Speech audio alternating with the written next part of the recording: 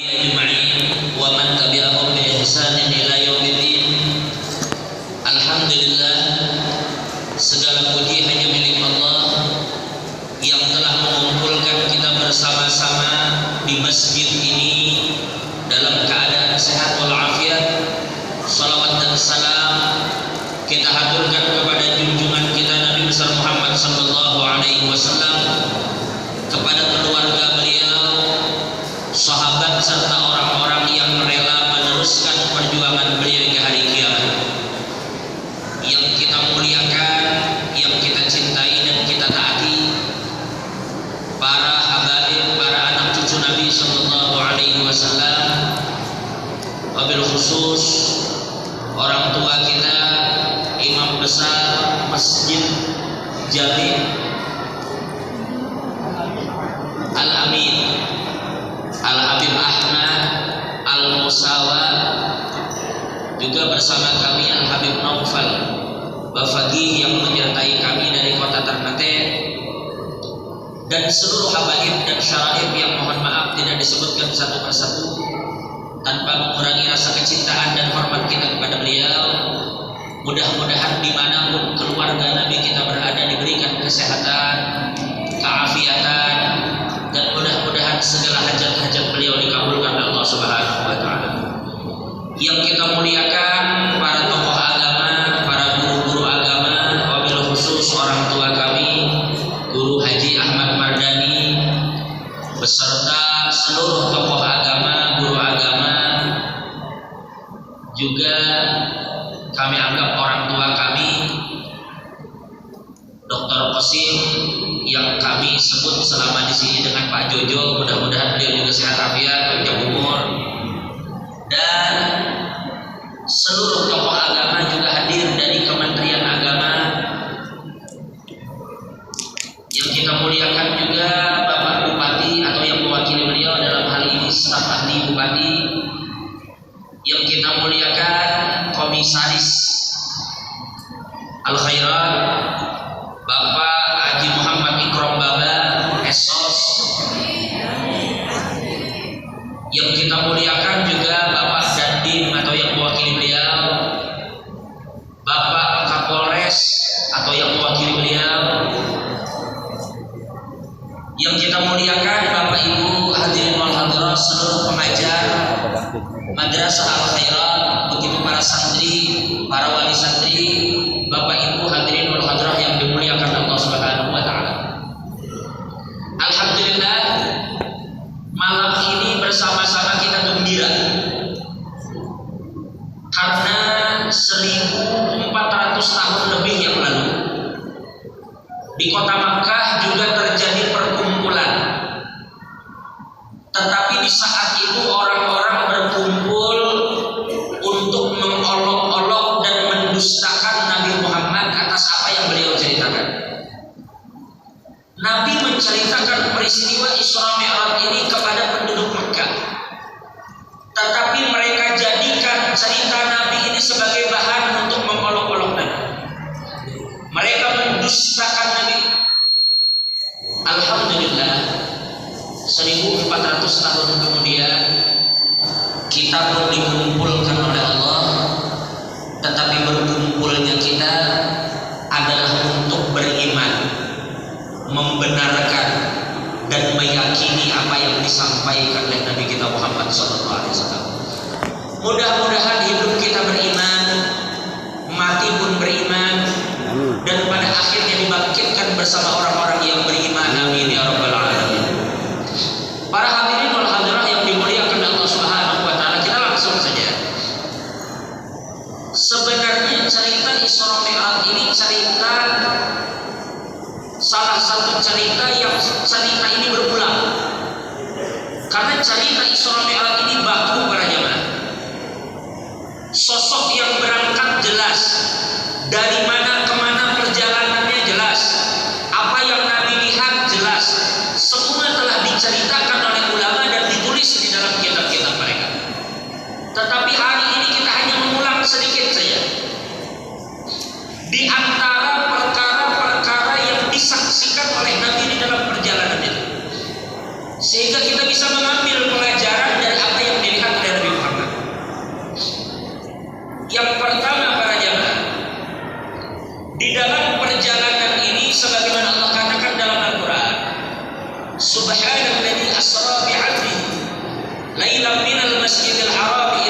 Masjidil Aqsa alladzi barakna hawlahu linuriyahu min ayatina innahu was-sami'ul basir. Jadi di dalam perjalanan ini Allah katakan linuriyahu, supaya kami tunjukkan kepadanya, kami perlihatkan kepada kekasih kami Nabi Muhammad itu sebagian dari tanda-tanda kekuasaan kami. Sebelum kita bicara Isra Mi'raj, ayo kita bicara dulu menurut kesepakatan ulama, salah satu sebab kenapa Nabi di Isra dan Dimi'rajkan Allah, salah satu sebab adalah karena saat itu Nabi Muhammad ini diboikot. Diboikot apa bahasa di sini? Di embargo ya. Embargo. Di embargo. Jadi Nabi dan keluarga beliau itu disuruh berada di salah satu syi'ir.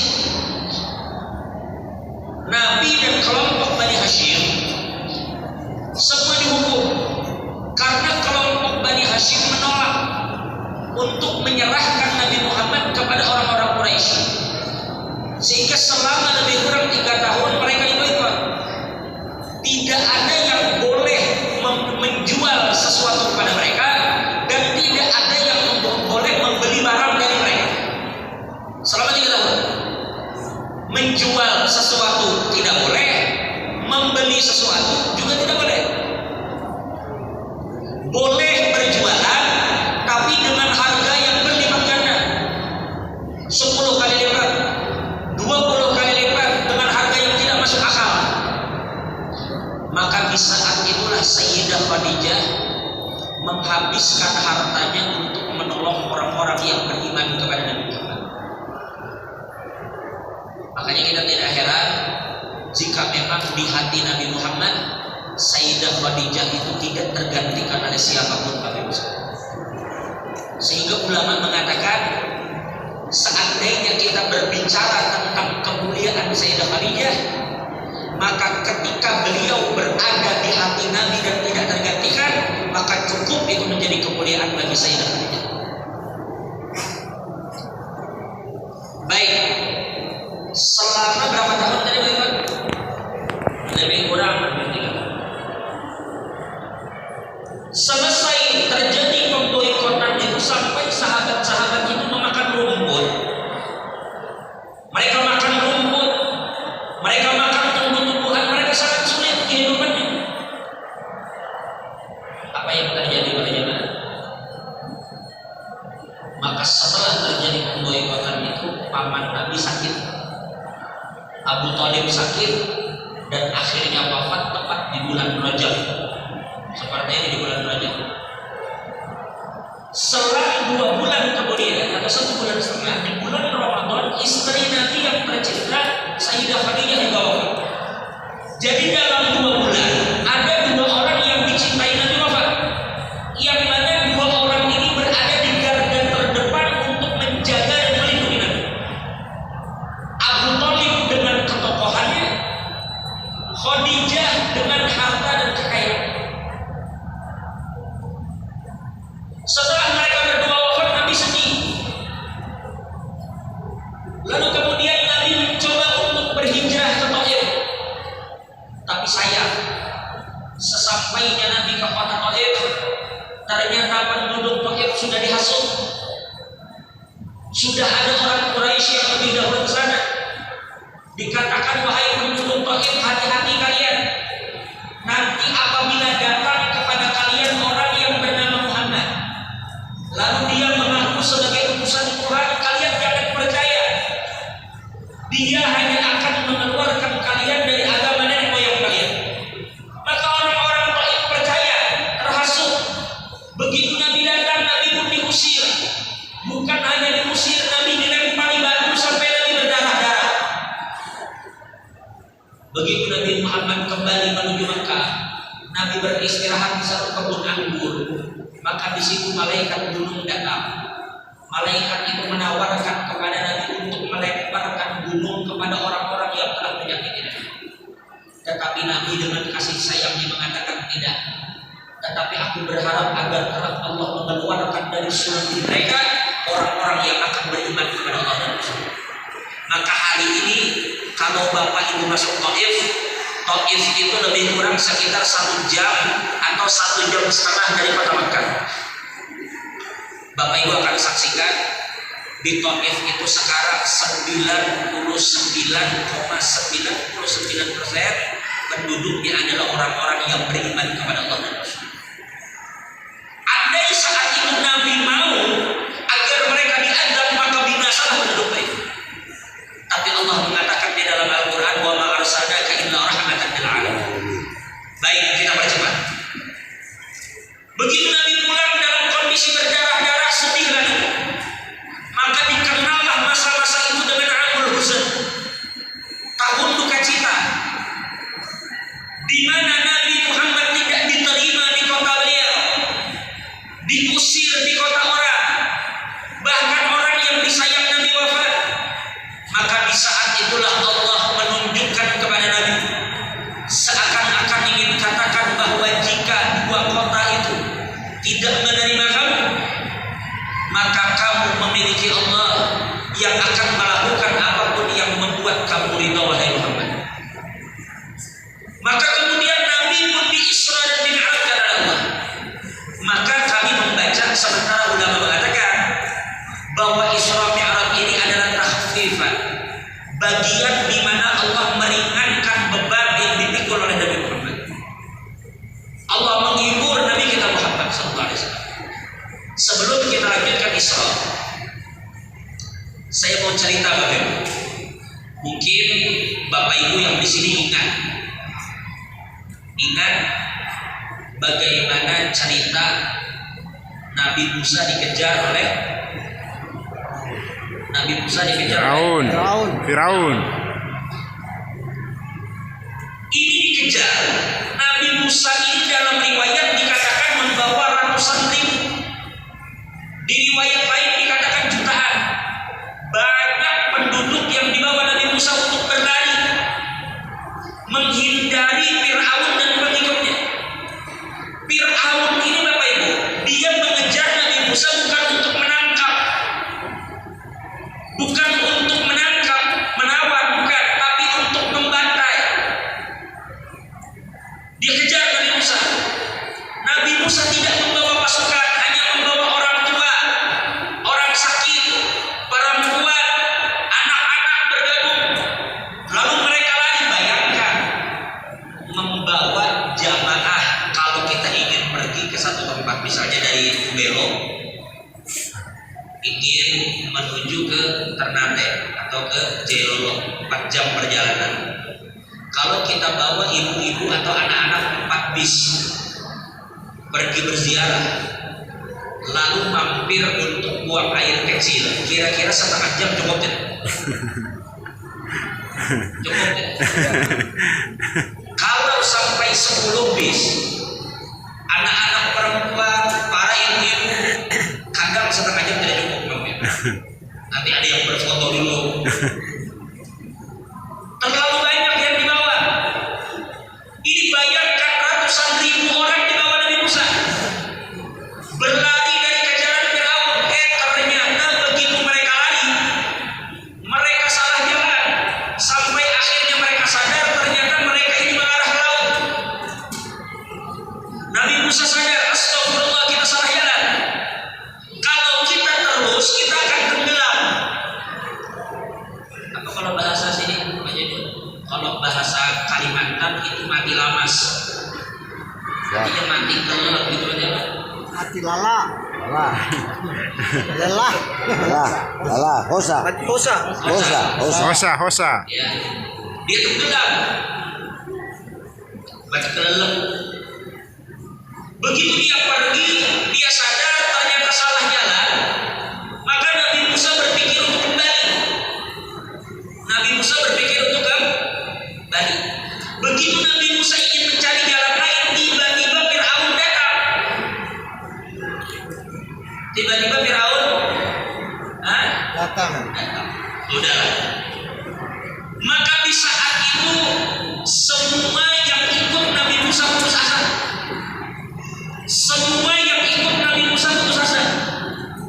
Karena di dalam logika mereka tidak bakal selamat.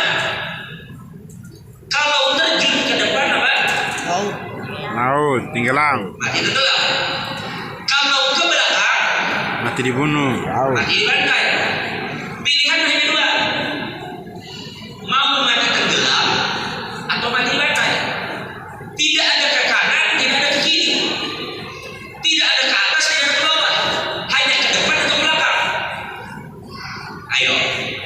Ini Fir'aun begitu datang, dia sadar Nabi Musa dan para pengikutnya sudah kebingungan karena mereka terkepung. Jadi kalau bahasa orang sekarang, Fir'aun ini dari jauh sudah ketawa-ketawa. Ibaratnya kata Fir'aun, nah sekarang kalian terjebak. Pilih, mau mati tenggelam atau mati dibantai. Jadi Fir'aun itu menunggu. Kalau seperti orang sekarang mungkin Fir'aun menunggu sambil main lato-lato. Kalau seperti anak sekarang aku isi waktu dengan lato-lato. Jadi Fir'aun menunggu. Dalam hati Fir'aun, sekarang kamu pilih, mau terjun kamu tenggelam, mau mundur kamu dibantai. Sehingga Allah gambarkan kejadian itu di dalam Al-Quran dengan ucapan dari pengikut Nabi Musa. Mereka semua serentak mengatakan inna lamudrakun. Habislah sudah kita terciduk. Kita sudah selesai. Karena memang kita logika manusia dapat mengatakan tidak selamat. Itu kalau logika manusia. Maka ketika semua orang sudah dengan keputusasaannya, maka Nabi Musa dengan keteguhan imannya dan keyakinannya, beliau mengatakan kalla. Siapa yang kata bahwa kita sudah biasa? Siapa yang bilang kita sudah habis? Kata belum, kata Nabi Musa. Inna ma'iya rabbi sayahdin. Sesungguhnya Allah bersama aku dan Dia pasti akan memberikan petunjuk kepada saya. Coba lihat bagaimana keyakinan Nabi Musa. Oh, tidak ada siapa yang bilang kita habis, belum. Tuhan kita bersama kita. Dia akan berikan petunjuk. Maka tiba-tiba Allah ketika dilibatkan, dalam tanda kutip dilibatkan, maka Allah pun berfirman kepada Nabi Musa, idrib bi'asrakal bahar, wahai Musa, pukul laut itu. Ini kalau bahasa kita apa? Kalau bahasa kita ini tidak masuk akal. Seandainya disuruh menguruk laut, seandainya lautan diuruk masih masuk akal, atau malaikat diturunkan. Ini tongkat disuruh pukul laut. Apa yang terjadi? Tapi Nabi Musa yakin dengan pertolongan Allah. Maka akhirnya laut itu beliau pukul. Apa yang terjadi? Begitu laut dipukul, apa yang terjadi? Terbelah. Setiap bagian kanan dan kiri itu seperti dinding yang terbuat dari air, seperti tebing kanan kiri. Maka Nabi Musa pun menyeberang, diikuti oleh pengikutnya. Fir'aun itu ngomong. Fir'aun takjub. Kok bisa? Ini air terbelah. Kok bisa? Harusnya mereka maju tenggelam, tiba-tiba air dipukul tongkat terbelah. Maka pengikut Nabi Musa pun bingung. Maka Nabi Musa menyeberang, pengikutnya pun menyeberang. Fir'aun dan pengikutnya melongo, masih tidak percaya. Akhirnya para pengikut Fir'aun nanya ke Fir'aun. Dia bilang, bos, ini Musa dan pengikutnya sudah nyeberang, apa kita ikuti atau tidak? Ikuti atau tidak? Tidak. Diikuti atau tidak? Lalu Fir'aun menjawab ketika ditanya. Kata Fir'aun, kamu nanya. Kalau orang sekarang orang jadi ujar Fir'aun, kamu nanya. Ya jelas kita kejar, jalan sudah terbuka. Sekarang kita kejar, dikejarlah. Begitu Nabi Musa dan pengikutnya sampai ke seberang, lalu kemudian Fir'aun dan pengikutnya sampai ke tengah, maka Allah kembali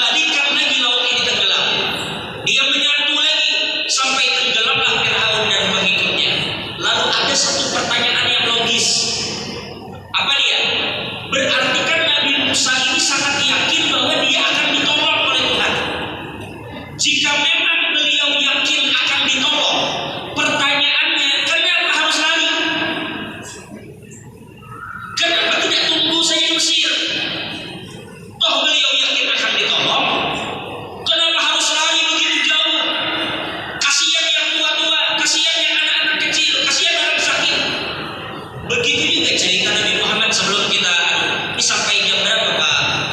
Terserah. Sampai jam 3. Jadi sama dengan cerita Nabi kita Muhammad. Kalau Bapak ingat, Ibu ingat, itu Nabi Muhammad ketika akan hijrah, beliau dikejar. Lalu Nabi bersembunyi di gua. Di gua.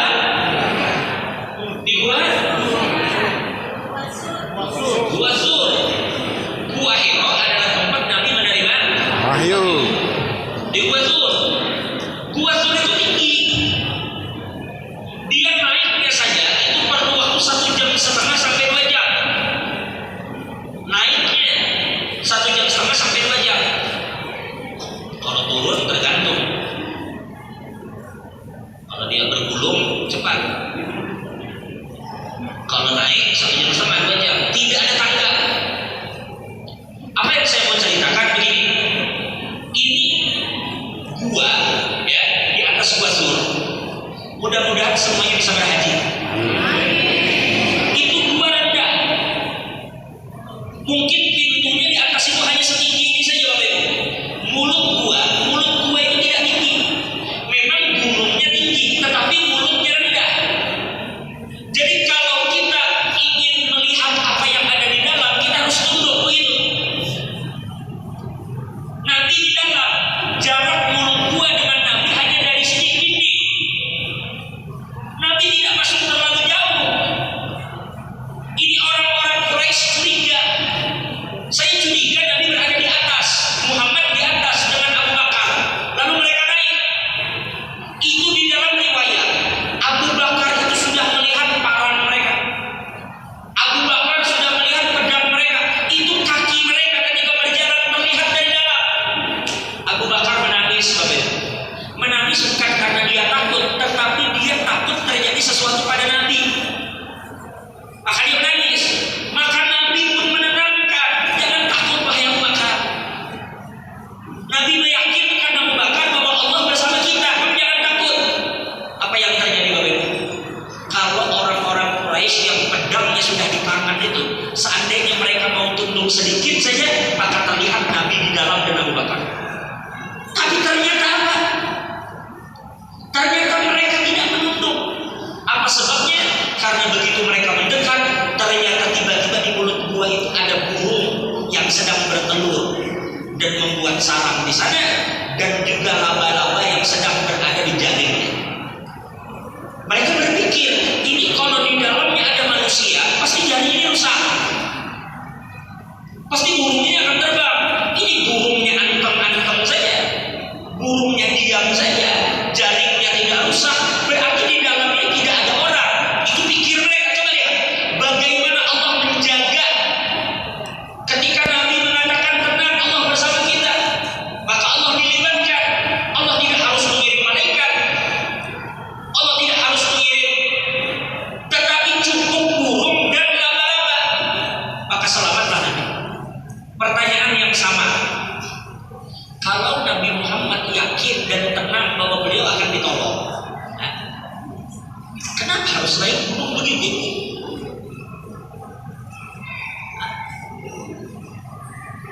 Bapak ingat kan cerita yang terjadi dengan Nabi dan Surabaya? Bagaimana yang terjadi? Nabi dikejar kan? Begitu sudah dekat, Nabi sudah tidak punya tempat untuk berlari. Maka ketika Nabi dikejar, tiba-tiba kudanya ini yang mengejar Nabi terperosok, tidak mampu untuk bangun. Lalu kemudian Nabi lihat dia bangun, kemudian Nabi berjalan, dia kejar lagi 2 kali terperosok. Lalu dia kebingungan, dia bingung siapa sih sebenarnya yang menipu Muhammad ini. Lalu dia bertanya, wahai Muhammad, Tuhan itu sebenarnya apa sih? Tuhan itu terbuat dari emas kah? Tuhan itu terbuat dari mutiara kan? Tuhan itu bagaimana? Lalu turunlah firman Allah, Qul huwallahu ahad, Allahus samad, lam yalid wa lam yulad wa lam yakul lahu kufuwan ahad. Singkat cerita para jemaah, singkat cerita, ini kan terjadi begitu Nabi nyata-nyata berada di depan musuh dan Nabi tidak bersenjata, musuh bersenjata, ternyata Nabi ditolong Allah. Berarti kalau ditolak Allah, kenapa Nabi harus naik gunung? Apa jawaban pertanyaan? Maka ulama kita menjawab, itu adalah pelajaran yang Allah berikan kepada kita. Apa dia? Itu adalah sebuah konsep. Sebagaimana Allah berfirman di dalam Al-Quran, wa ja'alna likulli syai'in sababan. Kami jadikan segala sesuatu itu memiliki sebab. Maka adalah suatu konsep bahwa pertolongan Allah akan diturunkan kepada siapapun yang menyempurnakan ikhtiar. Sehingga ulama mengatakan tidak ada istilah tawakal terkecuali ikhtiar telah sempurna. Bapak, Ibu, kalau mau tawakal itu ketika pergi ke pasar, itu motornya letakkan di tempat parkir, dikunci, baru ditinggalkan sembari mudah-mudahan Allah menjaga sepeda motor saya. Itu betul tawakal. Tapi kalau pergi ke pasar, kunci diletakkan di motor, kuncinya digantung, lalu dia katakan, tenang saja, saya tawakal kepada Allah. Itu bukan tawakal, Bapak Ibu. Itu kalau dalam bahasa Jawa namanya gendeng. Gila namanya. Karena tidak ada tawakal kecuali ikhtiar sempurna. Nah, jadi apa? Kita di dalam hidup, cobalah bila ada masalah-masalah berikhtiar semampu kita. Tetapi jangan lupa tidak berkorbankan ikhtiar. Ikhtiar kita lakukan atas perintah Allah, atas perintah Nabi. Kita berobat, Nabi yang menyuruh berobat. Likulli da'in dawa, setiap penyakit ada obat. Ala fatadawu, maka berobatlah kalian. Itu perintah Nabi, maka kita berobat. Tapi kita yakin Allah yang memberi kesembuhan. Jadi apa? Artinya di dalam tauhid kita berjalan bersamaan dengan asbab, tetapi hati kita itu berpegang kepada yang namanya musabbibul asbab. Jelas kira-kira? Baik, kita lanjutkan. Di dalam perjalanan ini kita langsung saja. Yang pertama, Bapak Ibu, Nabi bertemu dengan sekelompok orang. Kan tadi katakan libur Yahud. Nabi bertemu dengan sekelompok orang, turdahu ru'usuhum kullama rudikhat 'adan kama kana. Jadi dikatakan bahwa di saat itu Nabi bertemu dengan sekelompok manusia yang kepalanya dipecahkan. Paham turdoh, Bapak Ibu? Turdoh kalau bahasa di sini apa Pak? Kalau di Kalimantan itu ada tepung dianu seperti itu sampai dia hancur. Apa kalau di sini apa Bapak? Ditutup atau dianu tepung itu kan ditutup sampai halus. Ditumbuk. Jadi kepala dia itu ditumbuk.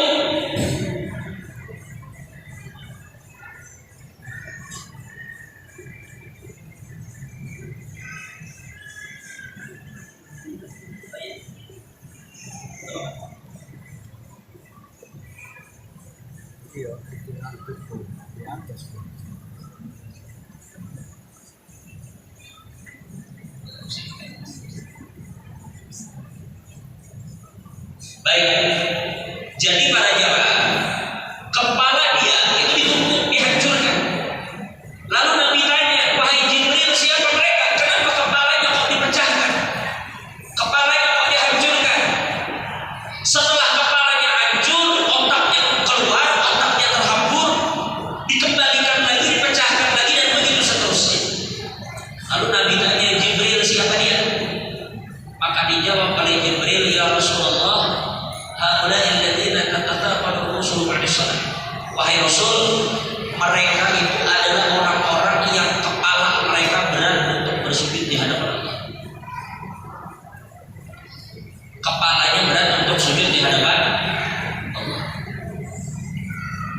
Hancur kepalanya. Alhamdulillah. Mudah-mudahan di antara kita tidak ada yang meninggalkan sholat. Karena bahaya Bapak Ibu. Kelamaan tidak sholat akhirnya lupa rakaat. Dulu Pak Jojo ada cairan.